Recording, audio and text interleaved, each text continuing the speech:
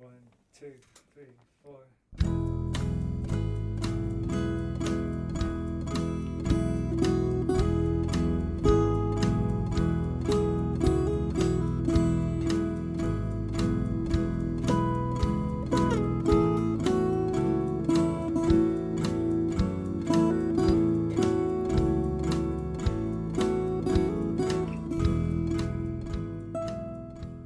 You are listening to Skylit, the Skylight Books podcast. Skylight Books is a general interest bookstore in the Los Feliz neighborhood in Los Angeles. You can shop with us from 10 a.m. to 10 p.m. or visit us online 24/7 at skylightbooks.com. Follow along at Skylight Books Instagram and Twitter. You can subscribe to the podcast on Podbean, iTunes, and Spotify. Thank you for listening, and now on to the episode. Hello, lovely listeners, and welcome to Skylit. This is the Skylight Books podcast, and I'm your host, Natalie Freeman. Today, we're so honored to welcome Mansoor Adayfi to read from his new book, Don't Forget Us Here, Lost and Found at Guantánamo. And after that, he'll be in conversation with Antonio Aiello. Before I introduce them, I wanted to remind you that Skylight Books is open for in-store browsing, and you can shop online 24/7 at skylightbooks.com. Mansoor Adayfi was writer, advocate, and former Guantánamo detainee held for over 14 years without charges as an enemy combatant. Adayfi was released to Serbia in 2016, where he struggles to make a new life for himself and to shed the designation of a suspected terrorist. He has published several New York Times pieces, including a modern love column. He contributed to the graphic anthology Guantánamo Voices and the scholarly volume Witnessing Torture. He participated in the creation of the award-winning radio documentary, The Art of Now, Guantánamo, for BBC Radio and the CBC podcast Love Me, which aired on Radiolab.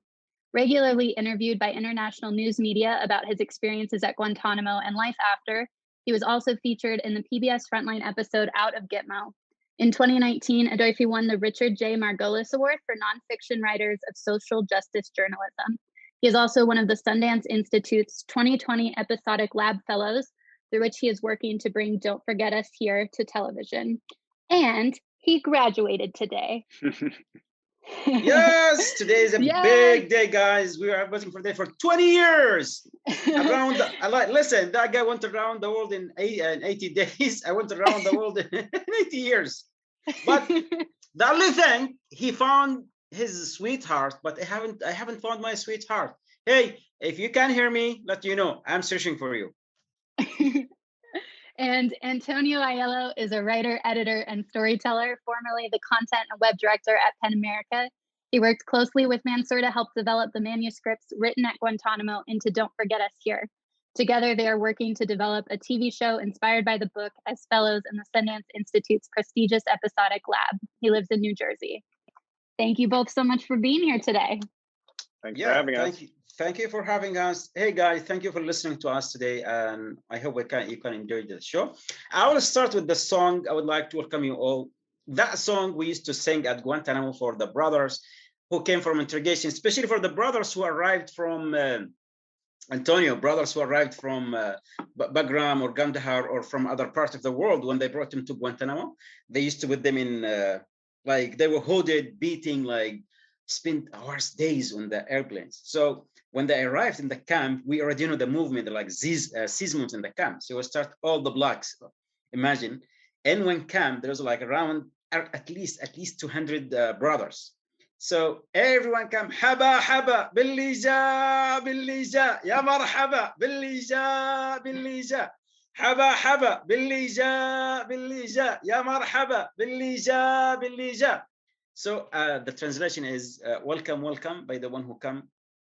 Welcome, welcome by the one who come. So when the brothers, imagine shackled, hooded, beating, when it's wow, they heard they could hear the song, They said, okay, this sounds so good, alhamdulillah.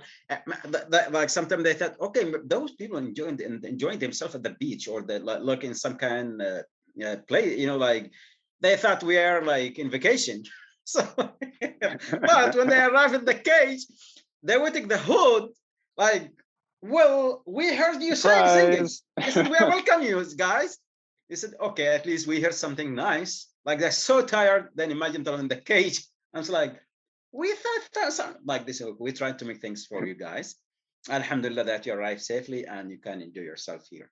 I said, okay, in case. I mean, this is the first thing, the impression that the song, imagine Antonio, you're flying from New York to Washington to space to jump some galaxies, you arrive at Guantanamo and someone sing for you, welcome, welcome.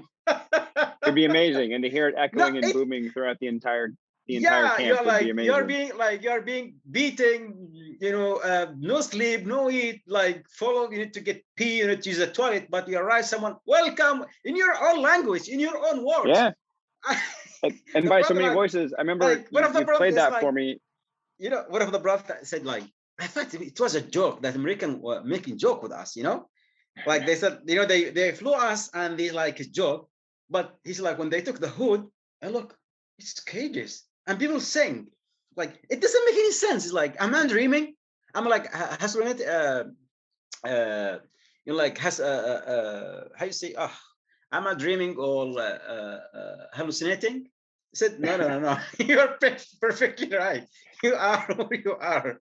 You're at Guantanamo, and I remember you played a recording for me of all the brothers singing that, and it as well as you sing it by yourself. And one of these days, I swear to God, I will sing it with you when I know the words. But it's this amazingly powerful, chant that when you have all those voices together, it booms and echoes, and it's gorgeous. Yeah. It kept for years and years, and interrogators and guards took us as a challenge. You are challenging them. We're not challenging them. We have tried to survive. Some things that try to make things like change the mood or escape of those moments. You try to escape of the pain of the mistreatment, or also for the people who is usually go to interrogation or torture or being moved to another block or other camps, there's another song. I will sing it by the end of the program, so we can say bye to our viewers. Because I'm sure going to take next time with our new. We'll finish it off with that, because I think the question, Antonio. Yeah. Have you ever thought that a detainee one day would sing for you? No, I never did. Never in my wildest dreams. Nor did I ever think that it would happen to me almost daily. That I would get like these daily, Okay, have you ever thought a detainee would dance for you too? I dance for you sometimes. No, I know you've danced for me too. And one of these days, I'm going to learn Al-Bara from your tribe, and I will dance the bara with you too. It's absurd. No, and I never thought I'd be thrust into this crazy world. But I think you did a good setup. And what I'd like to do now is I'd like to read a little bit from the book, and it's the section that I remember working on very explicitly with you, and it's about kind of how you guys brought these moments of humanity and lightheartedness and levity into Guantanamo, into a place that nobody would I think ever imagine there being any pranks or jokes. But I think it gets at kind of the craziness and the upside down world of Guantanamo that you lived in.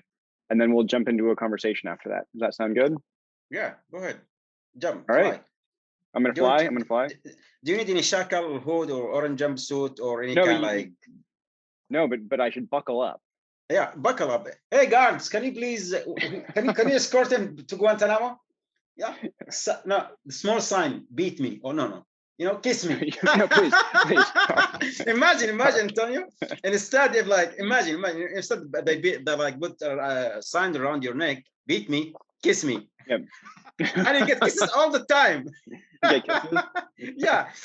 Especially if they're like female guards or soldiers. You get a lot of kisses. You'll enjoy them. Oh.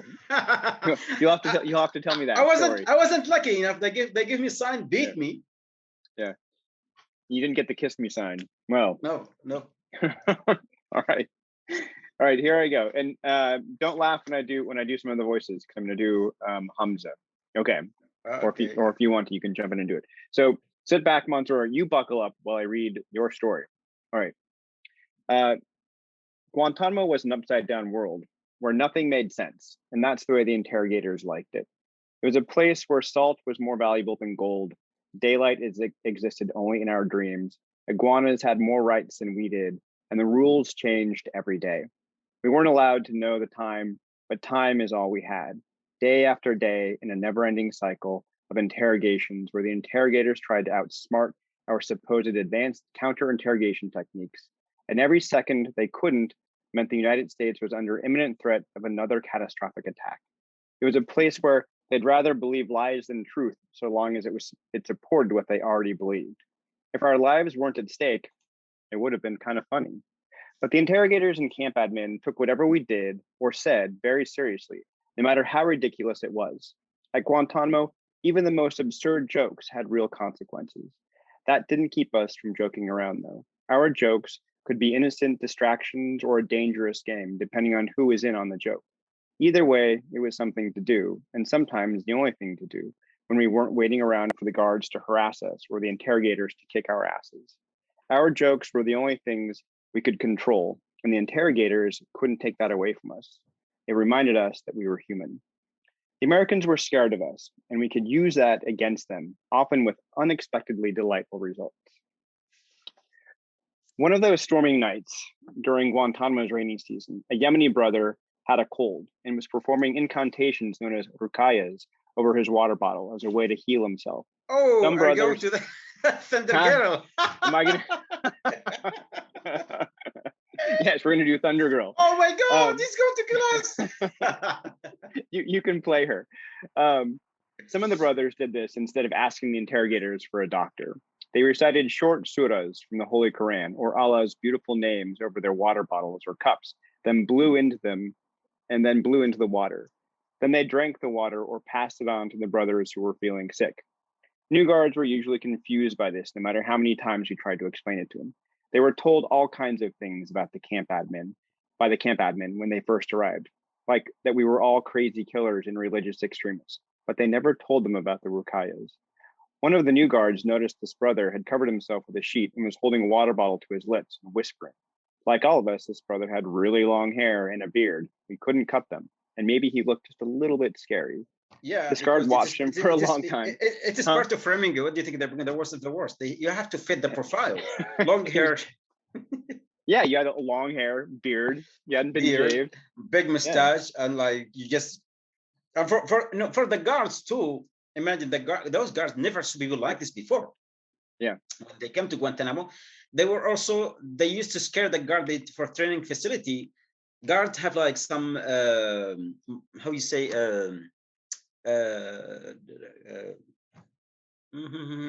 masks with big hair and long beard. They scare each other in the FCE team when they train. I saw it. So imagine in their image, they're scary people. Good. Right. So they had their wigs and their beards. So this guard was terrified of you guys, and she was already nervous. She was already scared, and it was lightning and storming outside. And here's this crazy guy with long hair and a beard whispering over his water bottle. So the guard looked at him for a long time, really nervous. Lightning flashed, and this brother recited his verses louder and louder, and then the thunder clapped. What's he doing? The new guard asked. What language is he speaking? He's performing an Islamic healing, Othman said. Othman was always trying to help the guards with his English, even if it wasn't helpful. Hamza called the new guard over to his cage. He had a wicked smile, and I knew he was going to cause some trouble. Our brother here is a sorcerer, Hamza whispered. He's calling his jinns for help. What are jinns? The new guard asked. She was really scared now. Jinns are demons, Hamza said. They both looked down at their block, at their brother reciting the Quran into the water bottle. Demons, the guard said. You know, Hamza whispered. Shape-shifting spirits made out of fire and air. Like Aladdin. He's just summoning the two thunder genie who controls thunder and lightning. All of the blood drained from the guard's face. Hey, brother, Hamza called in Arabic. I told her you're a sorcerer. I told her you're calling your thunder genie to help you. With the next lightning flash, the sorcerer recited the verse even more loudly and now rocked back and forth. This is what our movie now, Antonio. Like we're watching this our movie, this our theater now. Yeah. Like everyone looking because you have nothing to do. And those guards were really told those bad people, like everything, if they're able to fly airplanes to the building and destroy everything and upside down, what they capable of. So they told him all kind of things about us. So in their mentality, anything, you know, they're like anything professional.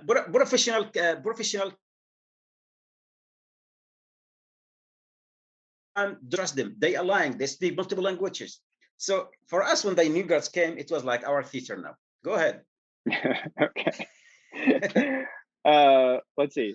The new guard watched him closely. When the thunder clapped again, she jumped and muffled a terrified cry. Crazy lightning flashed, and the sorcerer spoke louder.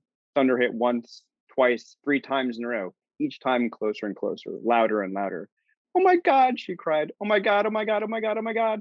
The new guard ran to the block sergeant and told him what was going on. Soon the sorcerer had a big audience of guards watching his performance, all freaking out as he spoke louder and louder. Lightning flashed, thunder rumbled.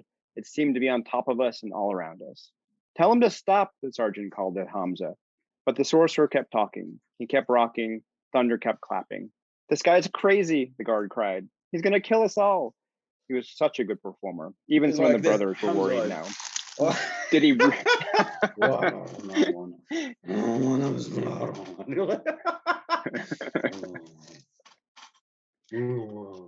You can see the hair of the face.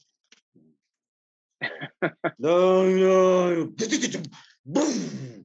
Like you can see the guard like intentionally when the thunder hits.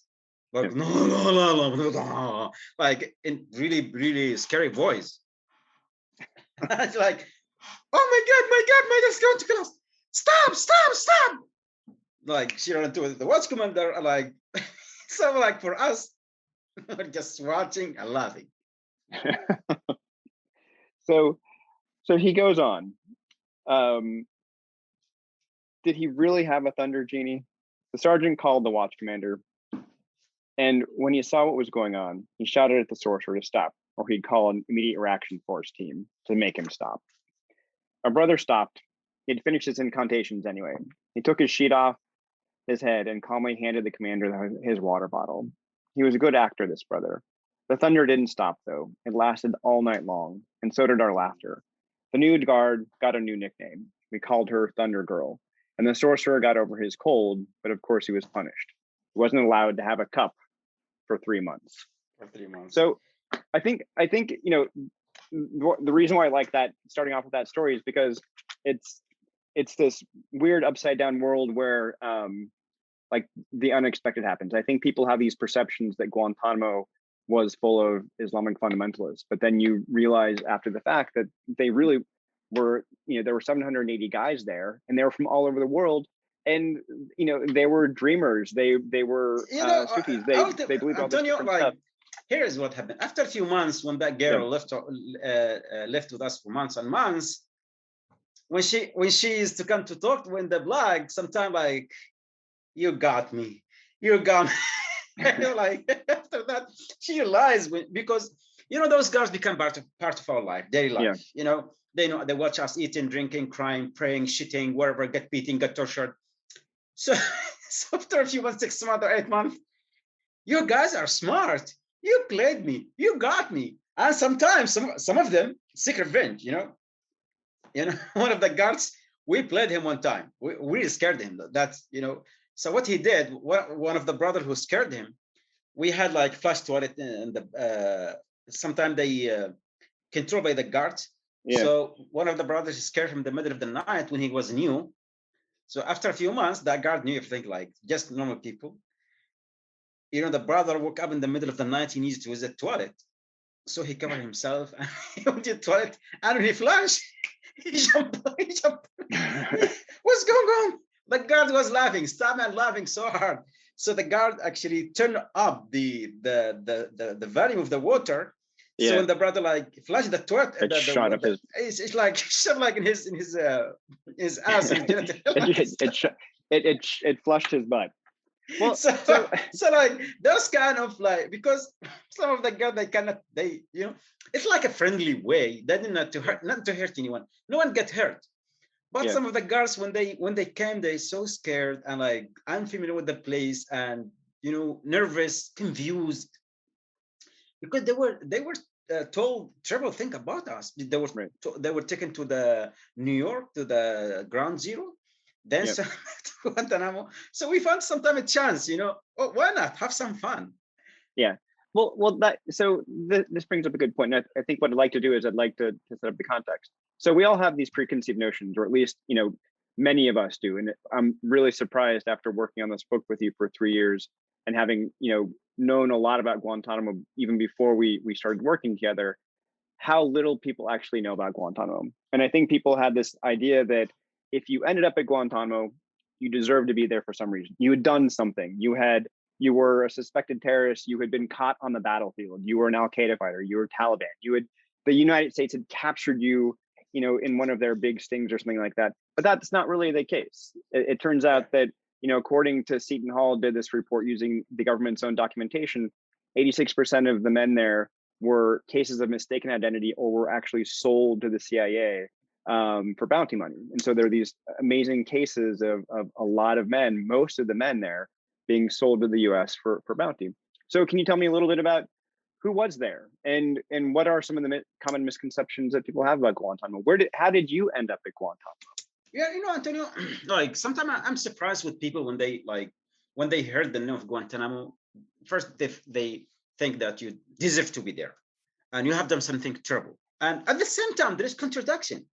When they talk about Guantanamo, oh, it's the worst place, torture, abuses. I said, okay.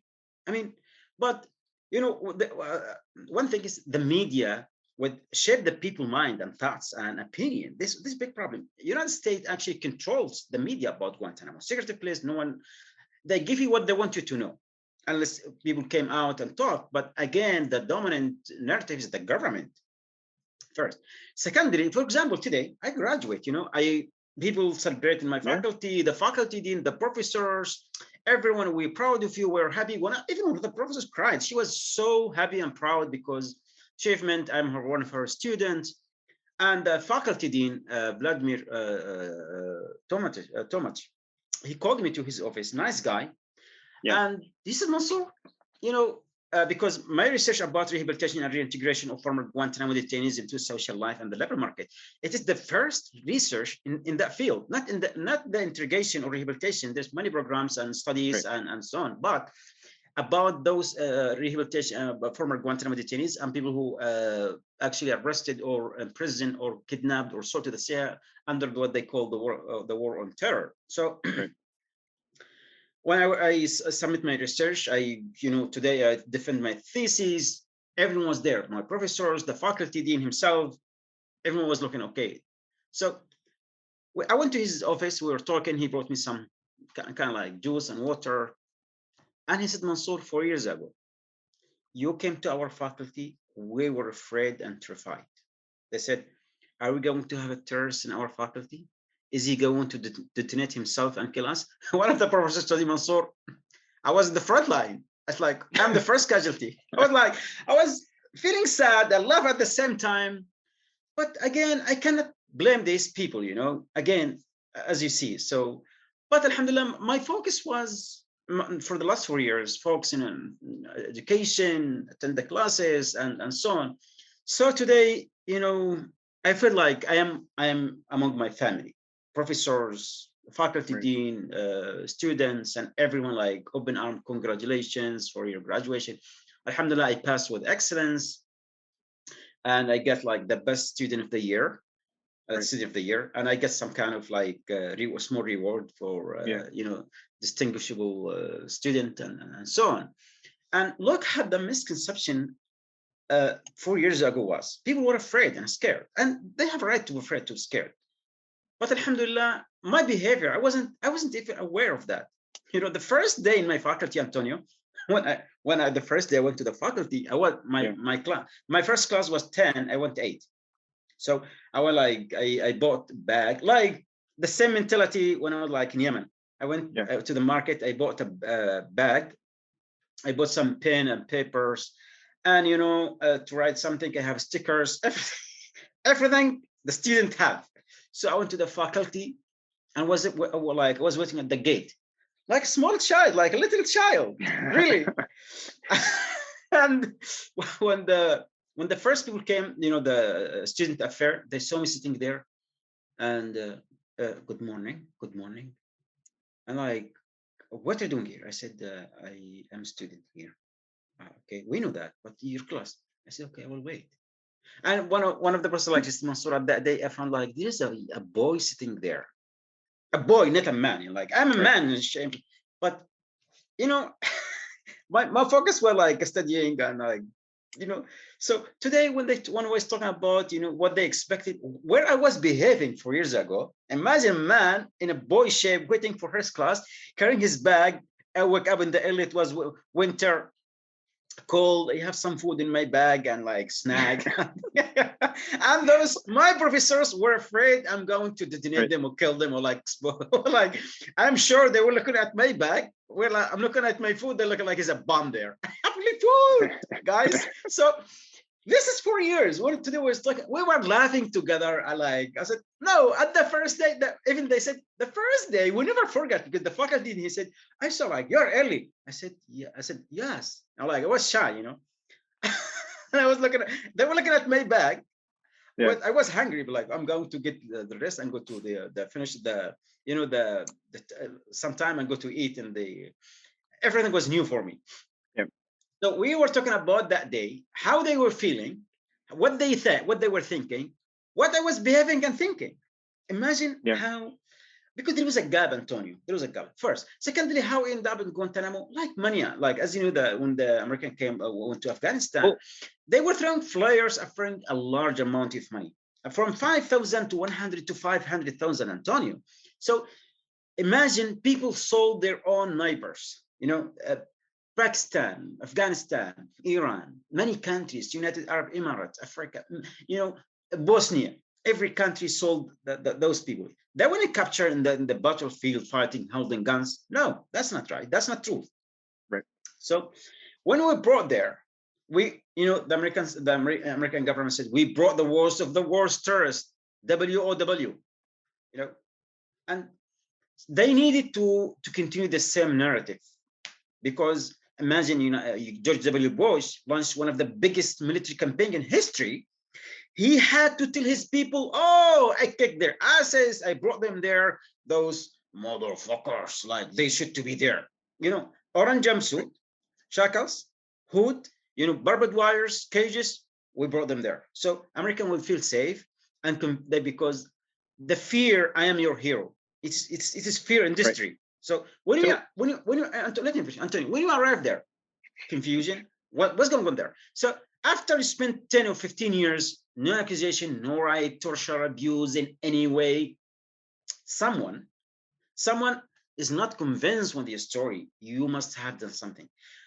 Okay, let us say, my friend, can you use please one fucking cell of your brain? Just one fucking cell, just active thing. This guy 15 years, for example, I am 441 Mansoor. I was accused Al-Qaeda general, Al-Qaeda commander, 9/11 insider, recruiter. I have bombed embassies to recruit people, money laundering. Imagine, do you think United States government will let people, such person to leave Guantanamo? I'm talking about my own file, So yep. when people, like some people write a review of the book, or they want to admit, yeah, I mean, one of the funny things at Guantanamo, honestly, Antonio, after 2010, I used to go to the interrogation. Look how bizarre. At the beginning, I was in the black side in Kandahar detention at Guantanamo. My ass was kicked. I was interrogated. I was tortured. I was beaten. Everything happened. After 2012, when the Black House came, I used to go to the interrogation, like the new interrogation, because as you know, Guantanamo was used to interrogate. I used to like, what's your name? Adil. I am Egyptian. I'm Al-Qaeda general. I am 9/11 insider. I am 55th Brigade General. No, Mansoor, stop doing this. No, why? No, it's bad for you. Don't say that. It's no. You have tortured me. You have beaten me. You have programmed me to say this. I'm going to say that. So I was always arguing with the interrogators. They want to convince me I'm not that person. I told them I am that person now. So psychologists came to convince you, Mansoor, you live in the status of like mental dysfunction, blah, blah, blah. I said, no. I am Al-Qaeda commander. I'm not an insider. I'm Al-Qaeda general. That's who I am now. You cannot change that. The psychiatrist said, Mansoor, we're going to take you to the BHU and give you a fucking shot in your ass. I said, no. And I told them, look, if you want me to say I'm Mansoor, I am Freeman, you have to send me back to the black side, take my ass again, torture me again for fucking 15 years. Maybe you will manage that. So just to be clear, 20 years ago, we were talking about this earlier, you're not an Al-Qaeda insider. You weren't responsible for all these things. 20 years ago, you were 18 years old. You were 18 years old, and you just graduated from high school, and you were hoping to go to university. 20 years ago, you were hoping to go to university and do what you did today, which is to graduate. Yeah, so, and Antonio, like my journey started. I needed to finish my college education. This is how it started. Because in Yemen I couldn't afford. I needed just a referring letter and some money to finish, because I want I didn't want to be like a tribe older, like, people. I wanted like have a life to be some, a doctor or a pilot or those kind of really fancy jobs, family and so on.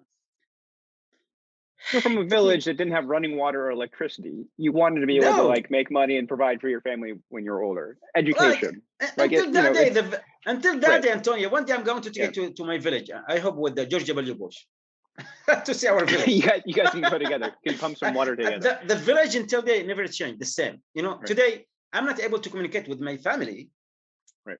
Because today my sister, she is doing her course in the city, because again, they started a small faculty in the village, not in the village, a few villages, they have small faculty. She studied nursing, but they didn't have equipment. So she has to go to the city to do some kind of practicing. And today I sent them a message, okay, tell my mother, my father, I want to make them happy. I passed my exam, my faculty, I am finished, excellence, with good, great grades. I am the best student for this year. And she said, please, can you stop doing this? I said, what's wrong with you? Just look, my result came today. I'm the third in my class. They are so happy. They're proud of me. They like, you are the best student ever. You are proud of you. She's the youngest. So I said, no, you have to tell them. Like when she said that, like I remember when I was like, my sister and my brothers used to run home holding our certificates. Who's going to get to our mother first to show them like, oh, I passed, I am the first, I am the second. So today, like I snapped, like, okay, again, I still live my life. So yeah, Antonio, like as I told you, people just sometimes people don't want to think. I told you, people just by judging someone, you are destroying life. That person you try to judge. You try to be fair, because if someone spent 10-15 years, try to have some probability he might innocent, not innocent. If you don't want to rush, might. But if you say he might has done something, what do you think he has done? Okay, what like what? Right. Well, I think the problem. I think one of the things that I've noticed in people talking about the book and some of the reviews that have come out is that there's still this very prevailing conception that people, again, like I said, did something to deserve being at Guantanamo, and that's been a very good and well executed kind of information campaign by the government to play up the worst of the worst and all this stuff. Yeah, Antonio, but it also, Antonio, in my case, for example, what the government said, they said in my profile, as you like in the Miami Herald, I think you saw it when the. Well, I've seen your profile. It's crazy. They said it's totally crazy. They said it's unclear if he actually joined Al-Qaeda. Unclear, because they know. Right. And like they said, none of Al-Qaeda leaders or Al-Qaeda members recognize him as member of Al-Qaeda. I said, hey, can you at least say I'm Al-Qaeda or I'm not Al-Qaeda? I said, no, we cannot just say we detain an innocent man for 15 years. I said, no, you either said I'm Al-Qaeda or I'm not Al-Qaeda. So, even playing with the language. So, I mean, as someone for 15 years, you interrogate hundreds of thousands of people, and you cannot clarify if this guy's Al-Qaeda or not. They knew I wasn't, but at the same time, they told me we cannot just say we detain an innocent man for 15 years. So even those people I told you, when they don't use their brain anymore because their brain fog. I'm sorry for this word, because you need to think, my friend. Use yourselves, not just about me, about everyone, about everything. So for me, it's not hurt. I feel bad for them. Why? Because your opinion doesn't affect me, to be honest with you. It is your opinion actually represents you because it is part of you. I don't care what you think about me, but sometimes you need to be fair with people when you're giving words and opinions and so on. That's it. Or at least talk to me, at least do some research. Some journalists, it is like, why didn't you talk to our lawyers? Why didn't you try to ask for classified information? Why didn't you, before you know, like in Islam, before any based any judgment, you have to listen to both sides, and you can decide after that. So someone read the book, and he is not sure what's going on there, and he want to just give some kind of. Sometimes it's kind of like, I think it is the people, they have like it's just mental issues. They don't be different, or they just, you know, it depends on their mood if they like you or not. Right. Well, and I think there's just so much into how people read the book and what they get out of it. What I've noticed overwhelmingly is that people are shocked and surprised, not at your background and how you got into Guantanamo, but what actually took place at Guantanamo. And I think, you know, as far as I'm concerned, and I think where a lot of people land on this is that there's so much documentation out there nowadays that shows that so many men were sold and were brought to Guantanamo who shouldn't have been there, that's no longer necessarily a case, and that people who are there should be tried. They should be given the chance to be either charged with a crime and be able to present their case, or they should be let go. I think that the day of arbitrary detention without being charged should be coming to an end. So, and that, Antonio, in like, that sense, it is simple. It is simple. You know, if those people commit crime, it is put them in the justice system. Should be right. challenge their imprisonment, charge, or released. It's simple. But right. stripping them from their freedom and for indefinite detention is torture, definitely. Right. So when we are talking about the country of the United States, Antonio, for example, those people who talking about in the like comment reviews, for example, I mean, you should think about Guantanamo. Guantanamo should exist or not. It shouldn't, especially with the country like in the state which believe that it has one of the best right. justice systems in the world. So when you start tipping and messing with the balance of justice, you're creating chaos. You're creating justice. Now Guantanamo. Tell me what Guantanamo is now. Guantanamo is a simple stand for torture, lawlessness, abuse of power, oppression, indefinite detention. Right. The island outside of the law. Let's be honest. Like, if some country did this to American boys, kidnap them, prison, torture them, wherever, and indefinitely keep them that way, deprive them of any rights, what would happen? What if that happened to Americans' boys? Well, there was outrage when there were prisoners of war held in Vietnam for years, and they were tortured, and there was outrage that, you know, there was a long campaign to bring them home. Prisoners of war, and they were classified as prisoners of war, and that was one of the ways why we got around it, was not classifying them. Yeah. Even that, we were not given a prisoner of war. Imagine someone they brought from Bosnia, like Lakhbar Abu Midian. They brought him from his home, from Bosnia. You know, the accusation, it is so ridiculous. He might have the intention to do something about U.S. Embassy. It's just, guys, I never ever in history, it took me like minutes. I need to understand this new accusation. He might have the intention to think about it. He might have the intention to harm U.S. Embassy in Bosnia. I said, what? This is the first time in history, guys. Well, they were grasping for straws. But, you know, but I think this brings up a really important point is, you know, one of the things that I knew a lot about Guantanamo was what had been documented through FOIA requests and through programs and things like Reckoning with Torture and the Torture Report, which, you know, flat out documented, you know, instances of enhanced interrogation and torture that took place against, you know, specific detainees. But what was so fascinating and heartbreaking about, you know, working with you is that I realized that was just barely the tip of the iceberg of what actually took place at Guantanamo, and that it seems like the media and the way we cover Guantanamo was still very much caught in this loop of really telling the stories of enhanced interrogation and torture of a few documented cases, while kind of skipping past this whole fact that 780 men were held there. 86% of them were sold to the United States or were cases of mistaken identity, and that, you know, while they might not have all been waterboarded, daily existence there, the way they were treated, they were harassed, really amounts to, a daily sense of psychological and physical torture. So, I mean, do you want to talk a little bit about how your book is, sheds new light, or what's different about your book, and how it touches upon what people might not know about Guantanamo? I was touched by the sense of brotherhood, and about the sense of camaraderie and the sense of humanity in these small moments of Guantanamo.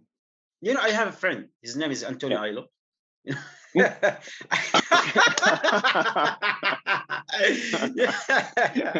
He's a nice guy.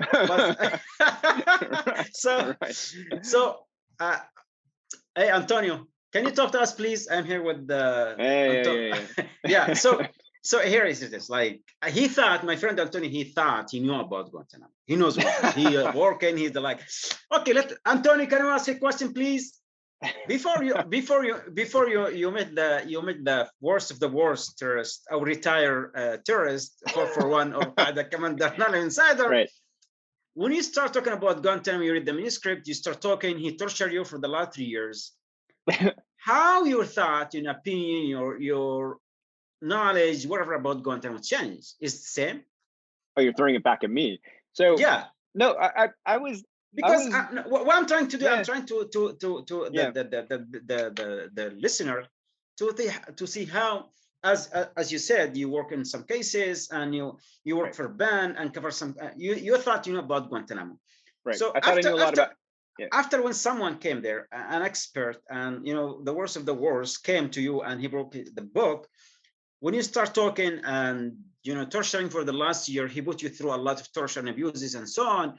And if you want to sue me, you have to sue. You have to sue for it. You have to sue the ass of George W. Bush. Then you can sue my you can sue my ass after that. So I would ask you, like, how your thoughts, your opinion, your knowledge about Guantanamo. I mean, like, how it changed. After it changed a lot. I mean, I'll never forget the day that I talked to your attorney, Beth, and she told me that you had a manuscript, and she said that you needed some help putting it together, and I was like, yeah, I'm interested. Send me what you can. And she's like, whatever you do, don't Google Mansoor, because what you'll get are his WikiLeaks profiles. Yes, and it'll scare you. It will scare you. So the first thing I did was Google you. Exactly. I'm sure they're going to do that.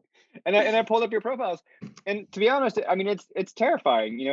You had like 30,000 aliases. You had every name under the sun, and you had all these allegations that were kind of half baked and didn't really make sense. A general and a high value detainee and all these things, and so I was terrified when I talked to you the first time. And when I talked to you the first time, you completely put me at ease, because you're just like this. You spoke to me, you joked around, we talked. You were upset that I didn't put you on video so we could look at each other in the eyes, and I learned right away that, like, that's a really important part to our friendship.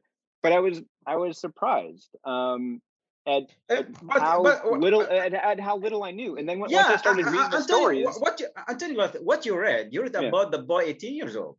If you just have a thought, it is like really 18 years old, have all this alias, have this information, blah, blah, blah. It didn't make sense. It took a long time for me to understand. Like, it took months for me to realize, for it to set in, that you were 18 years old when you were kidnapped.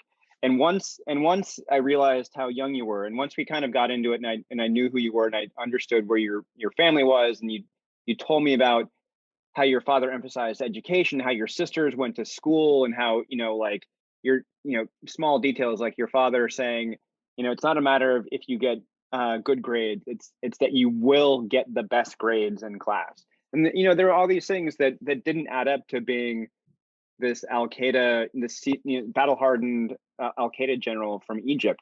Not only that, but once I dived into the background, it's like, the dialects of Arabic from Egypt and Yemen are very different, and the dialect from Rema is very different from what might be spoken in Sana. And so all of these things started to add up, that the United States didn't have interpreters. They didn't have people who spoke Arabic. They didn't have, people who understood the cultural differences of tribal society, of integrity, of, all these things that added up.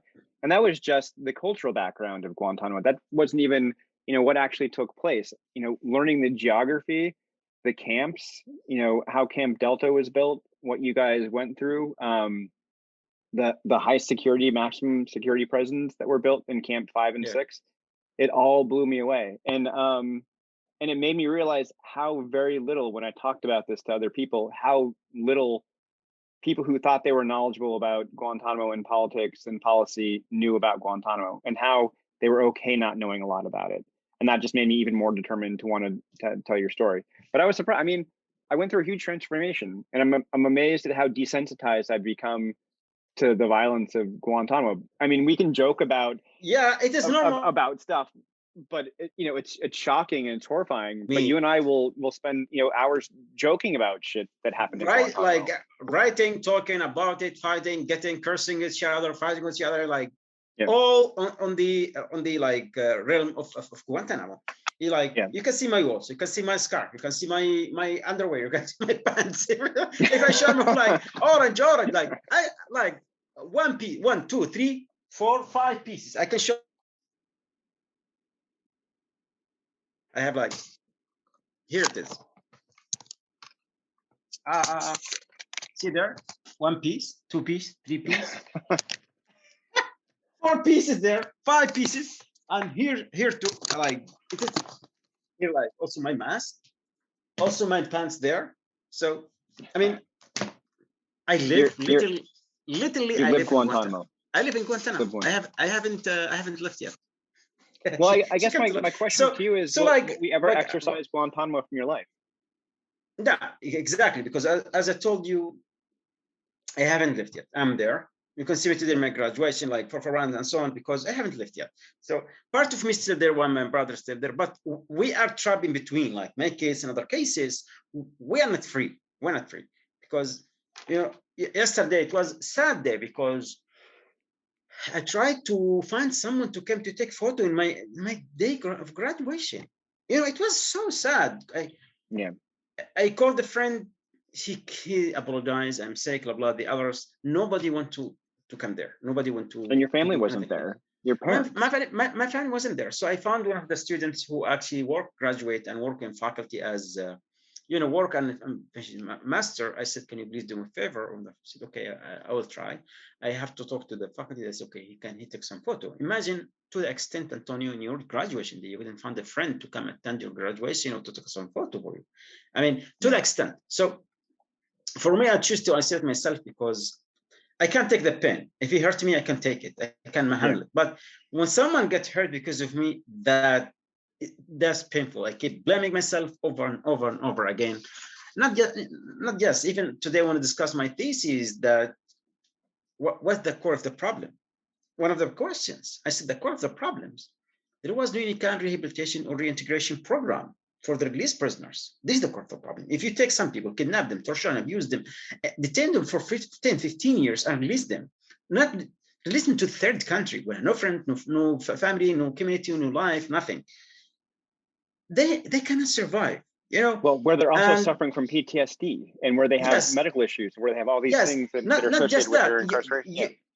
Our cases and files were handed to the Secret Service, to the police, who also treat you as a terrorist, as you see in my case. I think you read how the Serbian media presented me. Again, he's a killer. He's Al Qaeda. He's a special art. He's a special in kind like making explosive. I said, what? Is it like? My faculty was really terrified because how the Serbian media present me in the past. So, yeah, we live in Guantanamo 2.0. No, I didn't choose to have the orange color. I wear it as a symbol, but at the same time, I'm trying to make peace with Guantanamo. I don't want Guantanamo to change me, but it does. It took 15 years of my life. I'm trying to recover, trying to fight it over. So welcome to our life. And when people come to tell me about what they know about Guantanamo, you don't think about Guantanamo, my friend. I lived it second by second, minute by minute. I lived every aspect at Guantanamo for 15 years. I still live it now with my brothers there, communicate with them, sending letters, fighting for them, follow for their cases, and try to help even the release fund, like Yusuf Hamza, the other brothers, the one who get deported, and so on. Like for the last 3 years, you are with me following every case. So it is honestly, it is too much to handle, but alhamdulillah, I have some strength. It's not for me. I'm weak. I'm nothing. But Allah subhanahu wa ta'ala, I have faith sometimes. When I try to help some people, I get strength. So Yeah. I get my strength from helping others. This is my one of my this is my source of strength. Helping others, supporting anyone, regardless. I don't care who or she or whatever, even the alien. I will help you guys if you come here, please. So I think that's a good way to wrap up, because I think when we started working on the book and when I read your manuscript, I think one of the things, the goal was to help people understand what really happened at Guantanamo, and also to help give you a sense of not closure, but a way to process what actually happened and to put it into a framework that makes sense. And hopefully to give that to not only you, but to your brothers and to everyone else who doesn't know about Guantanamo. And that's hopefully what you're doing with the book, and hopefully what you're doing with every conversation that you have. Yeah, you know, I remember, Antonio, what the first name of the book? Yeah, Moments from Guantanamo. Moment from Guantanamo. The idea of my book, Antonio, was, you remember when we fought? I told you I do want to put my own story in the book. Yeah. Because I wanted the book to be as about Guantanamo itself. I want to take the reader inside Guantanamo to see from inside. I told, I'm going to read a book as a reader, not as a writer, because I'm not a writer. You know, I guess tell the people, hear our story. Here's the life stories about guard, detainees, brothers, cats, iguanas, life, lawyers, about Guantanamo itself, how it grows, how it started, how it evolved, how it changed people, about everything. So people can have a sense of what's Guantanamo. I tried, honestly, one of my intentions to confuse the reader. Why? Because this was Guantanamo. I mean, yeah, you should be confused, because I remember, and I was confused. Yes, I said, I'm confused. I said, this is the goal. I need to confuse the reader until he finishes the book. He has to read the book again, and to make sense of what's going on there, because this Guantanamo, nothing makes sense there.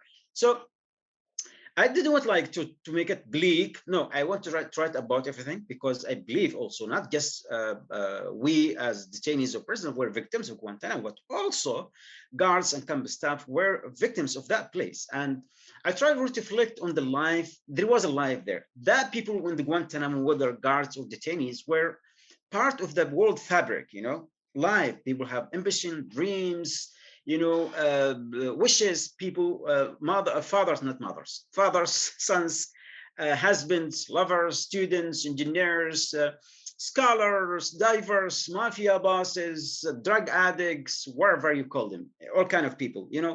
The young detainee, as 3 months old, the oldest 105 years old, all kind of people, Antonio. So why, if nothing was wrong about, or nothing was wrong or is wrong about Guantanamo, the United States doesn't need to keep that place secret. They don't need to beat it outside of the law. It's just logic. Those who commit a crime, they were involved in some kind of crimes and so on. What they would do, we are going, to put them, prosecute them, or put them in the justice system, and anyone who actually accused or have committed some crime should be prosecuted, serve time or whatever. Anyone who prove his innocence, release him. Simple as that. But even that, and now Guantanamo turned to be a black spot in U.S. state history. And we are not fighting, we're fighting the idea of the Guantanamo idea, Antonio. It is lawlessness, abuse of power, oppression, injustice, torture, and so on. So imagine when Trump came, he said, I'm going to keep it, I'm going to torture, So imagine, because if the ability doesn't exist, some idiots like Trump, he will never say that, because the business doesn't exist. But when that place exists, someone will get some legitimacy. Another president, yeah, keep that place, because what the message? The message, I think, United States government tried to say, we are going to cross any boundaries. We're going to go as far as we want, when we want. So I hope that Biden is going to close Guantanamo.